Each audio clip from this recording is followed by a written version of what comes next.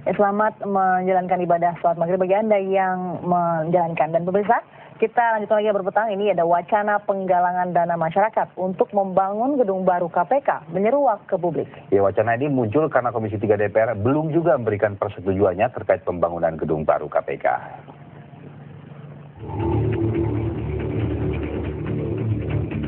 Keinginan Komisi Pemberantasan Korupsi KPK untuk membangun gedung baru masih belum mendapatkan titik terang. Meski usulan anggaran pembangunan gedung sebesar 160 miliar rupiah telah beberapa kali diajukan, namun belum juga mendapat persetujuan Komisi 3 DPR RI. Alasan KPK perlunya membangun gedung baru karena gedung KPK di kawasan Kuningan, Jakarta Selatan dinilai sudah tak mampu lagi menampung pegawai KPK yang berjumlah sekitar 700 orang. Padahal KPK tengah memikirkan penambahan pegawai guna memenuhi tuntutan masyarakat dalam upaya pemberantasan korupsi.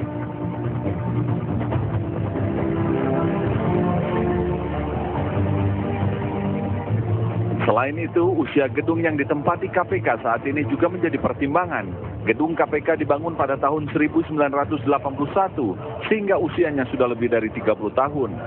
Pembangunan gedung baru dinilai dapat menjadi penunjang untuk lebih mengoptimalkan kinerja lembaga anti korupsi dalam upaya pemberantasan korupsi.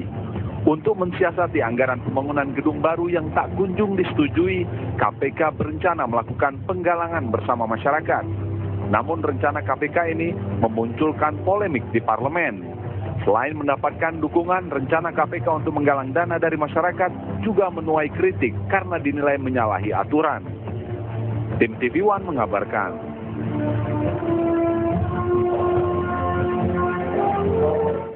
Ya, polemik pengajuan anggaran gedung baru KPK terus bergulir. Penolakan pengajuan anggaran oleh kalangan DPR justru menuai simpati dari publik yang malah berinisiasi untuk menggalang dana untuk pembangunan gedung baru KPK. Ya, ini mengapa polemik ini terjadi? Apa yang menjadi motivasi masyarakat bersimpati menggalang dana untuk pembangunan gedung baru KPK?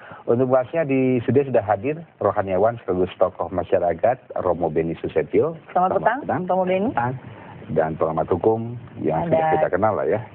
Pak Asep Iwan, Kang Asep Iwan Kiryawan. Selamat petang. Selamat petang, sama-sama. Ya, ini ke Romo Beni terlebih dahulu. Kita ketahui akan ada aksi penggalangan dana atau pemberian dana kepada KPK. Ya, penggalangan dana spontan ya. Ini kan dari tokoh-tokoh masyarakat, termasuk dari Sadi Isra, kemudian ada Teten, ada teman-teman juga Buyah, meskipun tidak bisa hadir, tetapi akan memberikan dukungan bahwa ini saatnya lah kita melawan karena ada bentuk-bentuk menurut saya kedoliman ya. Karena kalau kita lihat DPR bangun visi aja bisa gitu loh, kok bangun gedung nggak bisa. Karena ini kebutuhan KPK. Kalau KPK ingin profesional, kinerjanya baik, dengan jumlah hampir 2.000 lebih karyawan dan gedung itu tidak bisa menampung, tidak bisa koordinasi, itu wajar gitu loh. Justru orang bertanya, mengapa DPR menghambat gitu loh.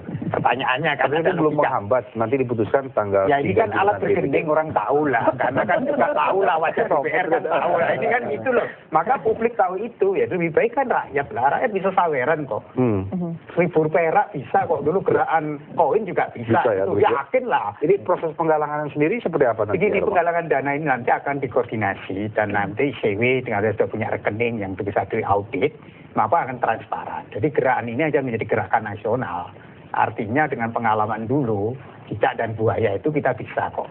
Jadi gerakan Facebook, Twitter, dan gerakan apapun akan jalan demi terpajanya KPK yang independen. Saatnya ini KPK harus independen dari kekuasaan politik yang memang kekuasaan politik kita hari-hari ini tidak punya keadaban. Apa tidak terlalu dini gitu Romo Beni untuk memulai penggalangan dana? Padahal masih dalam pembicaraan. Ya udahlah, kan ini harus dilawan kan.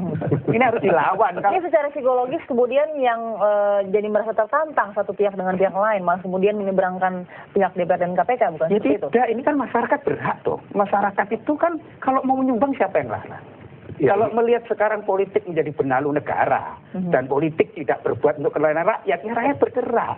Ini satu titik di mana rakyat itu mudah sekarang punya kepekaan suara hati, karena rakyat sudah merasa politik kita hari-hari ini menjadi benalu negara. Jadi Romo pikir ini DPR menghambat begitu ya? Loh ya, kan kalau nggak menghambat, prosesnya kan tidak perlu seperti itu gitu loh. Ini kan bahasa politik gitu loh. Ini kan bahasa politik kalau jujur aja, ini kan proses di mana ada kepentingan-kepentingan tarik-menarik. Ya, Dan baik. itu dibaca oleh publik gitu loh. Ya. Kang Asep, kita ketahui bahwa KPK kan lembaga ad hoc. Ya. Suatu saat mungkin akan dibubarkan. Ini sebagai pengamat hukum dan dulu mantan hakim, apakah perlu KPK untuk memiliki gedung baru? Ya, sekarang gini, ya. Dimanapun orang bekerja pasti butuh gedung. Kaki lima juga ada warung gitu kan. Apalagi ini lembaga yang super body ya, menangani para koruptor kelas berat yang ada di tadi yang disebut Romo itu gitu kan satu. Tapi yang menarik ini Romo, kalau menurut saya gitu kan, inilah sekarang berpikir sederhana saja. Biarlah KPK mau DPR mau proses. Menurut saya KPK EGP aja lah gitu kan. Saya gini, ada pepatah kan, ketika cinta ditolak, dukun bertindak. Ketika wakil rakyat menolak, rakyat bertindak. Sekarang kan beliau-beliau ini Belum bertindak. menolak, Masih ini. kan saya bilang sekarang gini, KPK mah jalan aja. Jalan terus. Nanti ya, tanggal DPR 30. juga jalan terus, biarin aja.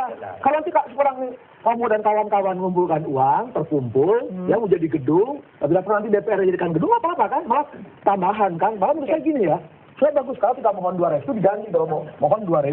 Jadi kita kumpulkan 2.000, masa nggak dapat sehari 2.000? Untuk PKW aja bisa ngumpulin, apalagi untuk gedung KPK gitu kan? Ini yang aneh itu dari DPR tuh logikanya terbalik gitu kan?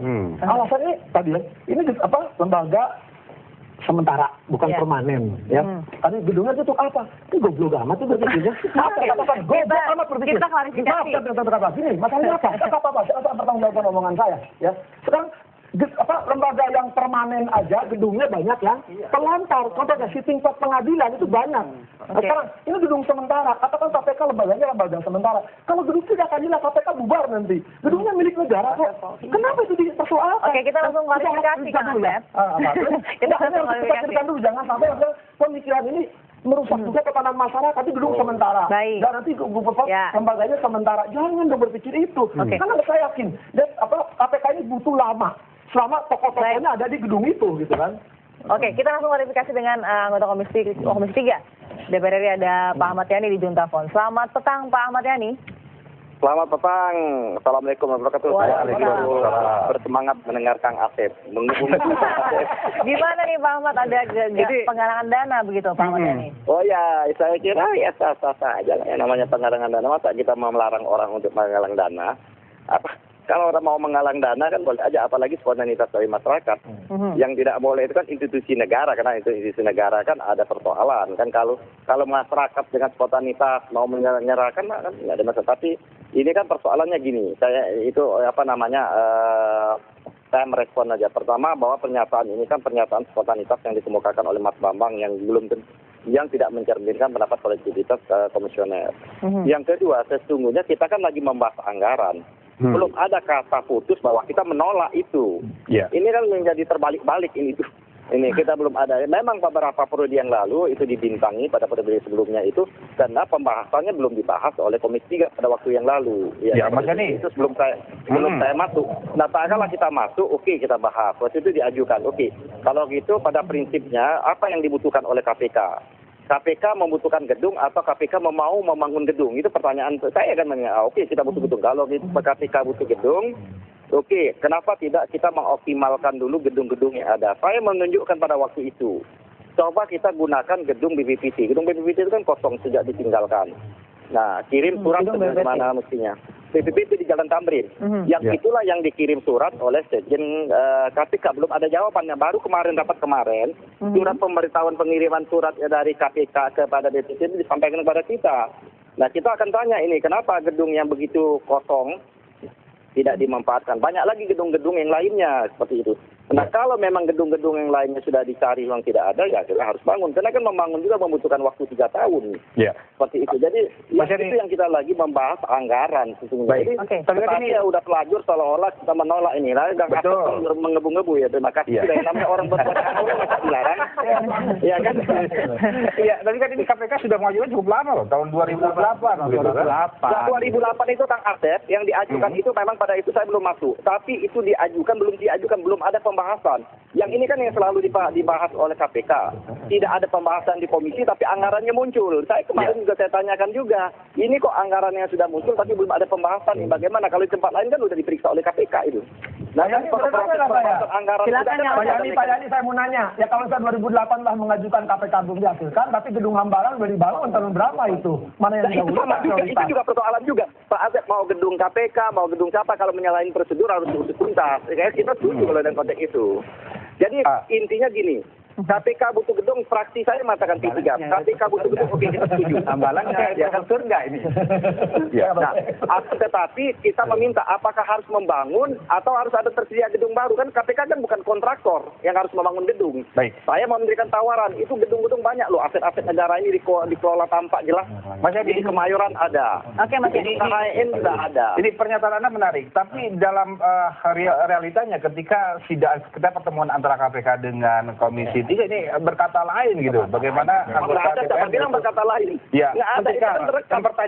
mempertanyakan tentang pembangunan gedung ini, mulai dari Ya, kita kejelasan yang untuk apa mempertanyakan gitu kan. itu gini, KPK apakah butuh membangun gedung, apa KPK butuh gedung? Itu kan pertanyaan. Masa kita nggak boleh menanyakan, kalau dia butuh gedung, oke kita cari sama-sama gedung. Saya melihat masih banyak gedung aset-aset negara ini yang ditelantarkan, yang dikelola tidak sebagaimana mestinya. Contoh, saya melihat strategis betul di Jalan Tamrin itu BPPT. BPPT sekarang sudah pindah ke Serpong. Itu 23 lantai. Kenapa bisa tidak dimanfaatkan hal-hal seperti itu? Kan baru berkirim surat kemarin-kemarin. Kan belum ada Baru jawaban. kemarin, pengiriman suratnya baru kemarin. Ada ya, kemarin surat itu yang disampaikan kepada kita.